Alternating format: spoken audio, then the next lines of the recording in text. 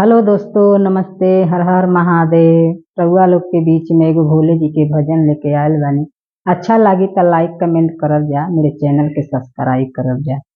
तीनों लोक में तीनों दिशा में मच गइल हाला, गुरु गोसैया। हाय हाय गुरु गोसैया, सब कर हउआ डमरू वाला, गुरु गोसैया।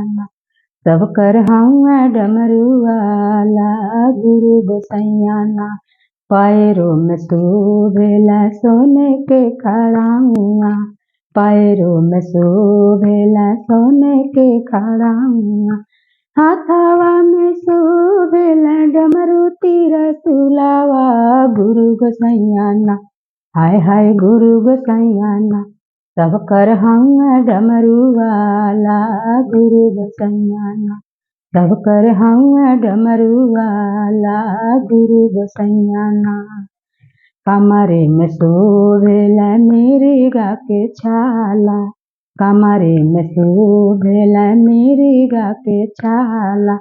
कानवा में शोभेला बिछुअन के बालावा, गुरु गोसैया। हाय हाय गुरु गोसैया, सब कर हउआ डमरू वाला, गुरु गोसैया। सब कर हउआ डमरू वाला, गुरु गोसैया।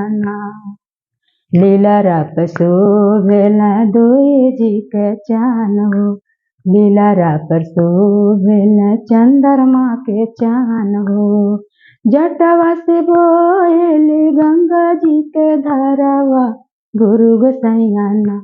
हाय हाय गुरु गोसैया, सब कर हउआ डमरू वाला, गुरु गोसैया। भैया हरिंदर भैया शिव के गुरु मानल, दीदी लीला में दीदी शिव के गुरु मानली। तीन गो नियमवा दीदिया जन जन में बतावली, गुरु गोसैया। हाय हाय गुरु गोसैया, सब कर हउआ डमरू वाला, गुरु गोसैया। सुबह उठी दाया मंगिया दिन में करिया चारा चा, सुबह उठी दाया मंगिया दिन में करिया चारा चा। साझिया के नामा शिवा करिया पारा रमावा, गुरु गोसैया। हाय हाय गुरु गोसैया, सब कर हउआ डमरू वाला, गुरु गोसैया। सब कर हउआ डमरू वाला, गुरु गोसैया।